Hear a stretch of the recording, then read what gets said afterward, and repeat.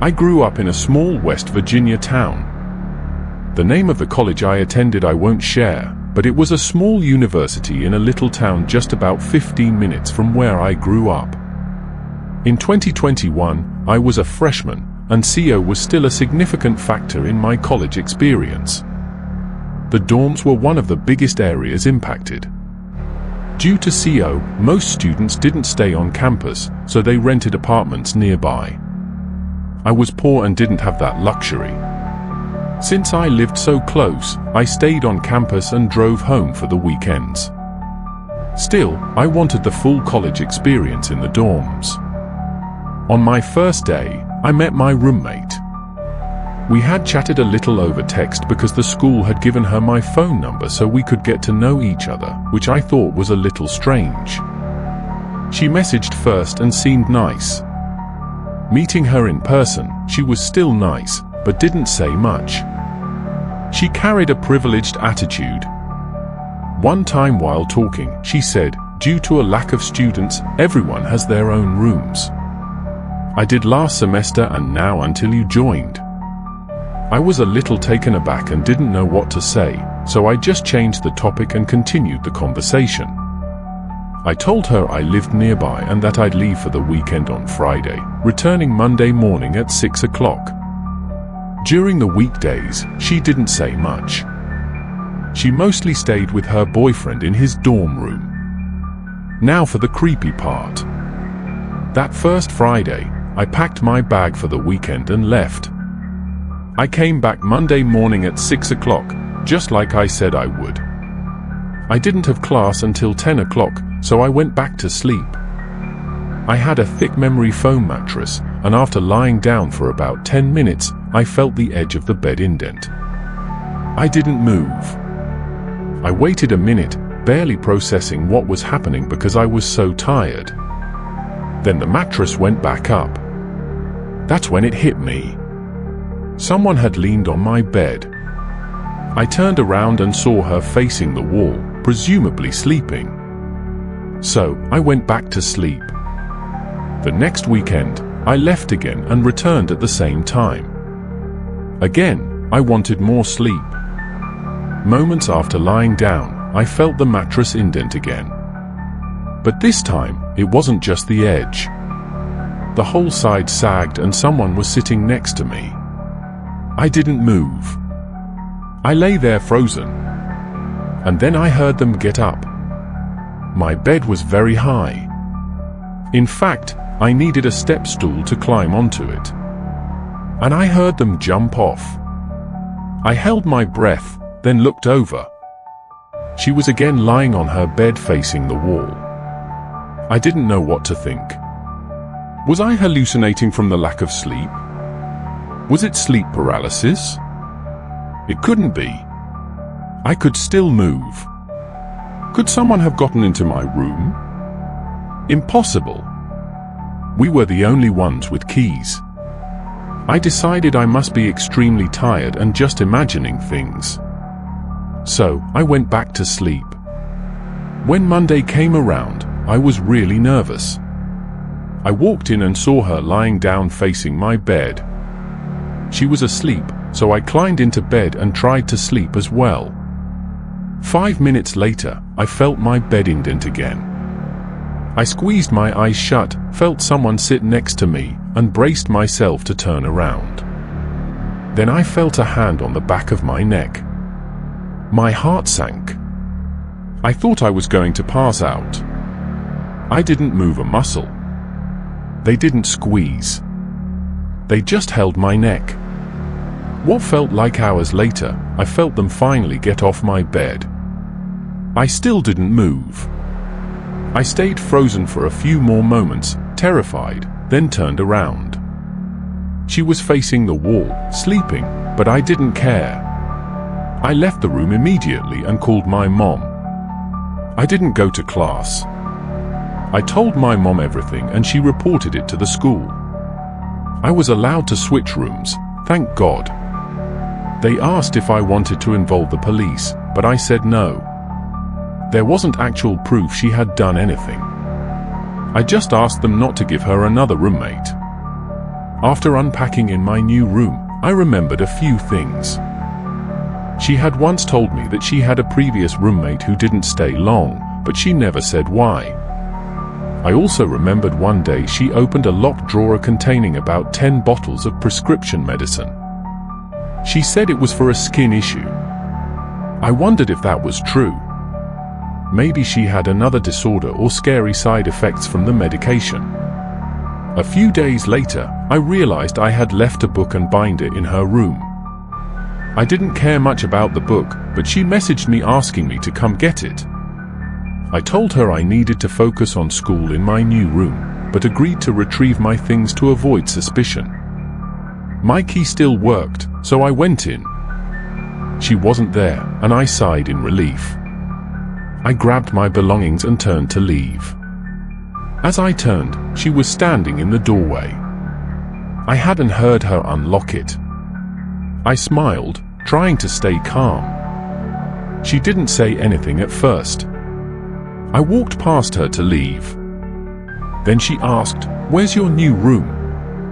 I told her it was on the first floor. She asked which hall and I lied. She asked what it was near, the stairs, the front, the office, etc. I said I didn't remember, but she kept pressing. I lied again, saying it was near the stairs. I turned around and left, never seeing her again. I thought about telling her boyfriend, but I was too scared. I still think about it. Was I dreaming, hallucinating? I don't think so, but it couldn't have been anyone else. Only we had keys. Maybe she was sleepwalking as a side effect of her medication. Or maybe she was planning something sinister. My mom thinks she was testing how close she could get to me before I woke up. And that one morning she might have actually tried to choke me. I don't know. It's in the past now. And I hope she never had another roommate again. This incident occurred during my time at university. From 2021 to 2023, I attended the University of Huddersfield. It's not exactly known for its nightlife, so a lot of students end up spending late nights on campus, especially in the library or the academic buildings that stay open 24/7. I've never been the type to stay out late myself, but this happened during my last year when I had no choice. I was taking an advanced statistics class, and our professor was notorious for loading us with massive assignments. The due date for one of the biggest projects was approaching and I hadn't made as much progress as I should have. My laptop had been giving me issues, so I decided to use the computers in the business building. The business building is a little isolated from the rest of the campus. It's 3 stories tall, kind of old, and it always had this weird sterile silence to it, especially at night. But the computer lab on the second floor was usually pretty empty after 9 p.m., so I figured it would be the best place to focus. That night, I got there around 10 o'clock. The campus was already dead quiet, and when I stepped inside, I noticed right away how much colder it felt than outside. I swiped my student ID, heard the beep, and the door unlocked. The whole place had an overwhelming odor of cleaning chemicals, which meant that I wouldn't bump into any of the cleaning staff as they had already done their rounds in this building. I went straight to the computer lab, booted up one of the computers, and started working. For a while, it wasn't bad. The hum of the computer and the tapping of my keyboard filled the silence. I kept glancing at the clock in the corner of the screen, reminding myself that I'd leave before 1 a.m. But around 11:30, something weird happened. I was scrolling through some data when I heard the sound of a door slamming shut somewhere down the hallway. Not the front entrance. It came from further inside the building. At first, I brushed it off.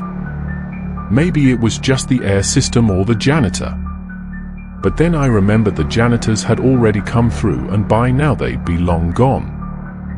I tried to ignore it and kept working. But then came footsteps. Slow, heavy footsteps echoing from the hallway outside the lab. They weren't rushed and they weren't faint. Whoever it was, they were walking like they wanted to be heard. I froze in my chair, staring at the computer screen, hoping they just passed by. But instead, the steps stopped right outside the lab door. I could see through the little window in the door if I leaned back, but I couldn't bring myself to look. I just sat there holding my breath. After maybe 10 seconds, I heard the door handle being rattled. It wasn't like someone casually testing it. It was someone deliberately trying to scare me. Like whoever it was wanted to open it but couldn't. My heart started pounding. The lab doors locked automatically after a certain time. So I knew they shouldn't be able to just walk in, but the way they kept rattling the handle made me feel sick. After maybe 30 seconds of this, the sound stopped. The footsteps started again, slowly moving down the hall until they faded away. I sat there in silence, debating whether I should just pack up and leave.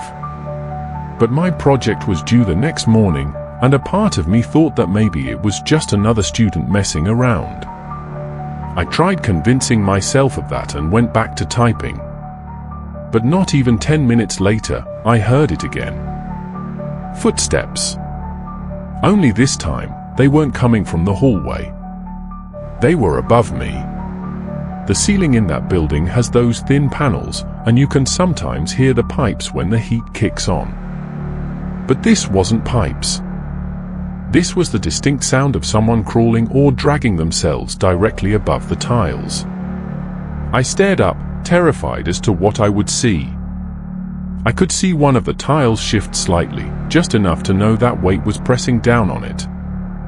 Then came this slow creak, like someone carefully lowering themselves, trying not to be heard. I had enough at this point. I yanked out my flash drive, shoved my notebook into my backpack, and sprinted towards the door. The second I stepped into the hallway, it was like I'd walked into a different world. The hall was dimly lit by those buzzing fluorescent lights, and all I could hear was the sound of my sneakers squeaking against the tiles. I walked fast, trying not to outright run. I got to the stairwell, shoved the door open, and started down. That's when I made the mistake of looking up. On the landing above me, just one floor up, there was a man. He wasn't a student, nor was he a professor. He looked out of place, like his clothes were baggy and torn. His face half shadowed, but I could see his mouth was hanging open like he was grinning really wide. He didn't move. He just stood there staring down at me. I bolted. I flew down the stairs so fast I almost tripped. I slammed through the first floor door and I sprinted for the front entrance. My ID card barely registered fast enough to unlock it, but once it clicked, I shoved it open and ran across campus without looking back. I didn't stop until I was inside my dorm with my door locked behind me and my back pressed against the door as I tried to catch my breath. The next morning, I went back only because I had to turn in the projects. When I walked into the business building during daylight, it felt like a completely different place. But I noticed something that made my stomach drop. I saw one of the ceiling tiles was missing. The one directly above from where I had been working along with the one from the corner, which is the tile I saw moving. It was as though someone had been watching me work, then proceeded to rattle the door handle to deliberately mess with me. And when they found the door to be locked, they proceeded to climb back up into the ceiling and enter from there. I dread to think what his intention was if he entered the lab before I ran. I think it's safe to say I'm going to buy a new laptop and in the future complete my assignments from the comfort of my own dorm. Music. My name is Annabelle. I'm 20 years old from the UK. And this happened to me in high school, which is what we call college here in the UK. This was when I was 16. I'm about to tell you about the scariest day of my life. Sounds dramatic, I know, but you'll see why. So, for context, my school had these lanyards with ID cards on them. And although anyone can walk into the building, you can only go beyond the foyer if you scan one of these IDs on a screen, which opens the door into the school. The IDs have your face and name on them, but a lot of kids flip them around so you can't see their picture. You also need this to open up pretty much every door in the school other than for classrooms. Also, this was a fairly newly built school. It was really small, but looked bigger because the building was pretty large. A third of the building was a special school for kids with learning disabilities. Another third of it was a nursery, and the last third of it was the actual high school. I had just started at this high school, and I vividly remember everyone being told on the first day to make sure not to let anyone in the school that we didn't know. The day that this incident happened, it was the second week of school, but this was actually only my second full day there as I'd been feeling sick all week. I had geography class all day, and it was about halfway through the day when this takes place, about 20 minutes after lunch period. I remember drinking a heckload of juice that I got from the cafeteria at lunch because I had to finish it all before lunch period ended since we're not allowed drinks out in class, and I had nowhere to put it without it spilling over. So, 20 minutes later and yeah, I really needed to use the bathroom. I asked my teacher if I could go quickly, and we're not usually allowed to go to the bathroom during class anyway, so he was pretty annoyed about this since we only just had break, but he could see I really needed to go, so he reluctantly agreed. This is significant because at this point, nobody else would really be walking around the school. I never even really saw teachers walking around often during class hours. I left the class and let myself through a set of double doors into the cafeteria. And keep in mind, there was nobody in there at this point. I carried on walking into another large room with a second set of classrooms, used the bathroom, and let myself back into the cafeteria again to head back to my classroom. When I let myself back through the doors to the cafeteria, though, there was a man sitting at one of the tables. It wasn't weird for someone to be in there. Like I said, people aren't usually walking around during class hours, but they still do. I mean, I was 2 at that time. I didn't know who it was that was sitting there. He was too old to be a student, so I assumed it was either a teacher or a parent, and I just continued walking. But then he said, "Hey." And I let out a squeal because I'm quite a nervous, jumpy person anyway, and I wasn't expecting him to speak to me. I was pretty embarrassed, but he laughed and said, "Sorry, didn't mean to scare you." This is when I realized he actually had a lanyard on. So, at this point, I was assuming he was a teacher. What I realized though when I look back on this is that even though he had his lanyard on with the ID part was flipped over so that the side with your face and name on it was facing the back side of the card holder that's attached to the lanyard. Like I said earlier, kids would do that all the time at the school. The scanner would still work, so it wasn't a big deal, but definitely weird for a teacher to do. I didn't really pay attention to this detail at the time, though. I need some help getting some work things out of my car. "Do you mind coming out with me for just a sec?" he asked me. I didn't hesitate to reply with, "Yeah, of course." Because again, I just assumed this was a teacher. We walked out of the cafeteria in silence and into the foyer and then out of the building. And I kind of noticed he seemed a bit nervous, like teachers usually make small talk with you when you're walking somewhere with them. And he was saying nothing. And also he was moving his hands a lot. Like at one point he had his hands in his pockets and then he'd take them out and kind of hold his hands together. I'm really shy and not too good in social situations, so I didn't make any attempts at small talk either. With the layout of the front of the school after we left the building, you've got about 50 or so meters, which is about 55 wide to the car park, which you can't see until you're right next to it because there's a bunch of bushes which obscure it. If you walk straight on without turning into the car park, you'll be off the school property. So, we were walking to the car park in silence and then he suddenly says, "Yeah, my work stuff is in the boot." That's what we call the trunk of a car in the UK. He said, I have a few bags, so I just need you to help me carry a couple into the school. I said, yeah, that's fine. We got to the car park and he said, my car is the blue one down at the end. And as we got a few meters from it, I could kind of see something in the back seat. And as we were getting closer to it, I realized there were at least 2 men hiding in the back seat. I froze, and instead of running away, I blanked, and I guess they saw that I could see them because the back door swung open. And all of a sudden, there was a man scrambling out of the car, and the man who I thought was a teacher grabbed my arm as I turned to run back to the school. This guy was pretty tall and large, by the way. And for context, I'm 5 feet 2 inches and quite underweight, so I don't know how I managed it.